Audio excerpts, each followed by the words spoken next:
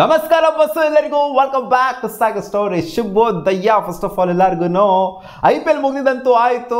ಇನ್ಮೇಲೆ world cup ಹಾವಳಿ start ಆಗುತ್ತೆ. RCB ಎಲ್ಲ ಬಿಟ್ಟಾಕ್ಬಿಡಿ. ಇನ್ಮೇಲಿಂದ ಇಂಡಿಯಾನ ಹಿಡ್ಕೊಳ್ಳಿ. ಇವಾಗೆಲ್ಲ ಹಾಕೊಂಡು ತದಕ್ಬಿಡ್ತೀರ ನೀವು ಓಡ್ ಬಂದು RCBನ ಬಿಟ್ಟಾಕ್ಬಿಡ್ಬೇಕಾ, ಏನು ತಮಾಷೆ ಮಾಡ್ತಿದ್ದೆ ನೀನು ಅಂತ. RCBನೂ ವರ್ಷ ಫುಲ್ ಇರಬೇಕು ಇಂಡಿಯಾ ಥರನೇ ಅನ್ನೋ ಥರ ಹೇಳ್ತೀರ ನಮ್ಮ RCB ಹುಡುಗರು. ಓಕೆ, ಬರೋಣ ಇವಾಗ ಮ್ಯಾಟ್ರಿಗೆ. ಥ್ರೆಟ್ನಿಂಗ್ ಬಂದಿದೆ ಗುರು. ಇಂಡಿಯಾ ವರ್ಸಸ್ ಪಾಕಿಸ್ತಾನ ಮ್ಯಾಚ್ಗೆ ಜೂನ್ 9ನೇ ತಾರೀಕು ಆಗ್ತಾ ಇರುವಂಥ high profile match. World cup ಅಂತ ಬಂದಾಗ ಇಂಡಿಯಾ ವರ್ಸಸ್ ಪಾಕಿಸ್ತಾನ್ ಅನ್ನೋದು ಒಂಥರ ಯಾವ ಥರ ಇರುತ್ತೆ ಅಂತ ಗೊತ್ತಿರೋದು ನಿಮಗೆ. ಯಾವ RCB ವರ್ಸಸ್ CSK ಮ್ಯಾಚ್ಗಿಂತ ಏನು ಕಮ್ಮಿ ಇರೋದಿಲ್ಲ. ವ್ಯೂವರ್ಶಿಪ್ ವಿಚಾರದಲ್ಲಾಗಿರ್ಬೋದು, ಜಿದ್ದಿ ವಿಚಾರದಲ್ಲಾಗಿರ್ಬೋದು, ಅವನ ಅಜ್ಜಿ ನೆಕ್ಸ್ಟ್ ಲೆವೆಲ್ ಇರುತ್ತೆ. ಸೊ ಈ ಮ್ಯಾಚಿಗೆ ಥ್ರೆಟ್ನಿಂಗ್ ಬರೋದು ಏನು for the very first time ಏನಲ್ಲ, ಇಂಡಿಯಾದಲ್ಲಿ ಆದಂಥ ವರ್ಲ್ಡ್ ಕಪ್ ಮ್ಯಾಚ್ಗೂ ಲಾಸ್ಟ್ ಟೈಮು ಇದಕ್ಕೂ ಕೂಡ ಥ್ರೆಟ್ನಿಂಗ್ ಬಂದಿತ್ತು. ಅದು ಪಾಕಿಸ್ತಾನ ಕಡೆಯವರಿಂದನೇ ಬಂದಿತ್ತು. ನಾವು ಹಂಗೆ ಮಾಡ್ಬಿಡ್ತೀವಿ, ಹಿಂಗೆ ಮಾಡ್ಬಿಡ್ತೀವಿ, ಬಾಂಬ್ ಬ್ಲಾಸ್ಟ್ ಮಾಡ್ಬಿಡ್ತೀವಿ, ಅಹಮದಾಬಾದ್ ಸ್ಟೇಡಿಯಮಲ್ಲಿ ಡಮ್ ಅನ್ಸ್ಬಿಡ್ತೀವಿ, ನಾವು ತಿಥಿ ಮಾಡ್ಬಿಡ್ತೀವಿ ಎಲ್ಲರಿಗೂ, ಹಂಗೆ ಹಿಂಗೆ ಅಂತೆಲ್ಲ ಬಂದಿತ್ತು. ಅಲ್ಲಿ ಏನೂ ಆಗಲಿಲ್ಲ, ಗೊತ್ತಿರೋದೆ ನಿಮಗೆ. ಬಟ್ ಈ ಸಲನೂ ಕೂಡ ಇಂಡಿಯಾ ವರ್ಸಸ್ ಪಾಕಿಸ್ತಾನ ಮ್ಯಾಚ್ಗೆ ಥ್ರೆಟ್ನಿಂಗ್ ಬಂದಿದ್ದಂತೆ. ಸೊ ಆದ್ದರಿಂದ ಎಲ್ಲ ಆಗ್ತಿರೋದು ಮ್ಯಾಚು USA ಆಗ್ತಾ ಇರೋದು, ಇಂಡಿಯಾದಲ್ಲಿ ಆಗ್ತಿರೋದು. USA ಸೀರಿಯಸ್ ಆಗಿ ಇದನ್ನ ತಗೊಂಡಿದ್ರೆ for the very first time ಒಂದು ಸೀರಿಯಸ್ ಟೂರ್ನಮೆಂಟು USA ಆಗ್ತಿದೆ. ವರ್ಲ್ಡ್ ಕಪ್ ಅಂತ ಬಿಗ್ ಟೂರ್ನಮೆಂಟು USA ಆಗ್ತಾ ಇರೋದು. ಕ್ರಿಕೆಟ್ ಅಂತ ಬಂದಾಗ ವೆರಿ ಫಸ್ಟ್ ಟೈಮ್ ಆಗ್ತಾ ಇರೋದು. ಅದು India versus Pakistan match very first time ಆಗ್ತಿರೋದು USA. ಸೊ ಇದನ್ನ ಖಂಡಿತ ಸೀರಿಯಸ್ ಆಗಿ ತಗೊಂಡಿರ್ತಾರೆ.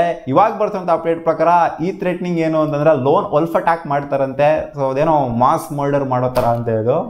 ಅದು ಏನೇನೋ ಸುಮ್ಮನೆ ಥ್ರೆಟ್ನಿಂಗ್ ಕೊಡ್ತಾ ಇರ್ತಾರೆ. ಬಟ್ ಇವರು ಹೇಳ್ತಾರೆ, ಪೊಲೀಸವರು ಅಂದರೆ ಕಾಪ್ಸ್ ಅವರು ಹೇಳ್ತಾ ಇದ್ದಾರೆ, ನಾವು ಯಾವುದೇ ಒಂದು ಥ್ರೆಟ್ನಿಂಗ್ ಬಂದರೂ ಕೂಡ ಅದನ್ನು ಉಡಾಫೆ ಆಗಿ ತಗೊಳ್ಳೋದಿಲ್ಲ, ಅದನ್ನು ಸೀರಿಯಸ್ ಆಗಿ ತಗೊಂತೀವಿ. ಅದು ಇಂಥ ಒಂದು ಬಿಗ್ ಇವೆಂಟ್ಗೆ ಇಂಥ ಒಂದು ಥ್ರೆಟ್ನಿಂಗ್ ಬಂದಿದೆ ಅಂತಾರೆ, ಅದನ್ನು ಸೀರಿಯಸ್ ಆಗಿನೇ ತಗೋಬೇಕಾಗುತ್ತೆ. ನಾವು ಸಿಂಪಲ್ ಆಗಿ ಇವರು ಏನೂ ಮಾಡಲ್ಲ, ಏನೂ ಕಿತ್ತಾಕಾಗಲ್ಲ. ಇಂಡಿಯಾದಲ್ಲಿ ಹಂಗೆ ಥ್ರೆಟ್ನಿಂಗ್ ಕೊಟ್ಟರು ಏನೂ ಮಾಡೋಕ್ಕಾಗಲಿಲ್ಲ, ಇಲ್ಲಿ ಹಿಂಗೆ ಥ್ರೆಟ್ನಿಂಗ್ ಕೊಟ್ಟರು ಇಲ್ಲೂ ಏನೂ ಮಾಡಲ್ಲ ಅಂತ ಉಡಾಫೆ ಆಗಿ ತಗೊಳ್ಳೋದಕ್ಕಾಗೋದಿಲ್ಲ. ನಾವು ಸೀರಿಯಸ್ ಆಗಿನೇ ತೊಗೊತೀವಿ.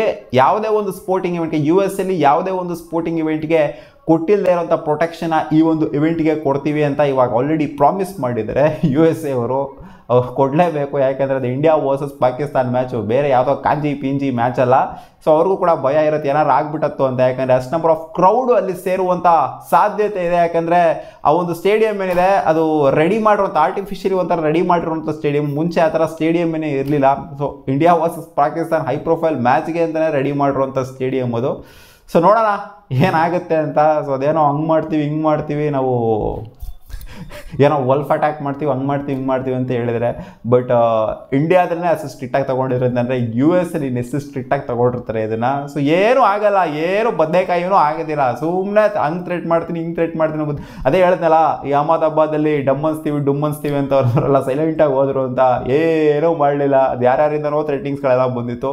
ಸೊ ಇದಕ್ಕೂ ಕೂಡ ಸುಮ್ಮನೆ ಇಂಡಿಯಾ ವರ್ಸಸ್ ಪಾಕಿಸ್ತಾನ ಅಂತ ಅಂದರೆ ಇದು ಥ್ರೆಟ್ನಿಂಗ್ ಬರೋದು ಇದು ಕಾಮನು. ಯಾಕಂದರೆ ಜಾಸ್ತಿ ಜನ ಸೇರ್ತಾರೆ, ಅದಕ್ಕೆ ಡಮ್ ಅನ್ಸ್ಬಿಡ್ತೀವಿ ಅಂತ ಥ್ರೆಟನ್ ಮಾಡ್ತಾರೆ. ಲಾಸ್ಟಿಗೆ ಅವರೇ ಎಲ್ಲೋ ಅಪ್ಸ್ಕ್ಯಾಂಡ್ ಆಗಿ ಹೋಗ್ಬಿಡ್ತಾರೆ ಥ್ರೆಟನ್ ಮಾಡಿದವ್ರೇನೆ. ಸೊ ನೋಡೋಣ ಏನಂತ ಒಂದು ವಲ್ಫ್ ಅಟ್ಯಾಕ್ ಮಾಡ್ತೀವಿ, ಲೋನ್ ವಲ್ಫ್ ಅಟ್ಯಾಕ್ ಮಾಡ್ತಾರಂತೆ. ಅದು ಯಾರು ಹೆಂಗೆ ವಲ್ಫ್ ಅಟ್ಯಾಕ್ನ ಸ್ಟೇಡಿಯಮಲ್ಲಿ ಮಾಡ್ತಾರೆ ನುಗ್ಗಿ, ಅದು ಯಾರನ್ನ ಮರ್ಡರ್ ಮಾಡ್ತಾರೆ ಅಂತ ಕಾದು ನೋಡಬೇಕು ಅಷ್ಟೇ. ಗೊತ್ತು ಎಲ್ಲರಿಗೂ ಇದು ಬದನೆಕಾಯಿನೂ ಆಗೋದಿಲ್ಲ ಅಂತ. ಸುಮ್ಮನೆ ಥ್ರೆಟನ್ ಮಾಡ್ತಾರೆ. ಇವರು ಸ್ವಲ್ಪ ಸೀರಿಯಸ್ ಆಗಿ ತಗೊಂಡು ಇದನ್ನ ಒಂದು ದೊಡ್ಡ ಸೀನ್ ಮಾಡಿದ್ದಾರೆ ಅಷ್ಟೇ. ಅದನ್ನು ನಾನು ದೊಡ್ಡ ಸೀನ್ ಮಾಡ್ತಾ ಇದ್ದೀನಿ ಅಷ್ಟೇ. ಇಲ್ಲಿ ಸಿಗೋಣ ಮುಂದಿನ ವೀಡಿಯೋದಲ್ಲಿ ಗಾಯ್ಸ್. ಇದಿಷ್ಟು ಆಗಿತ್ತು India versus Pakistan match related update. ಸಿಗೋಣ, ಬಾಬಾ.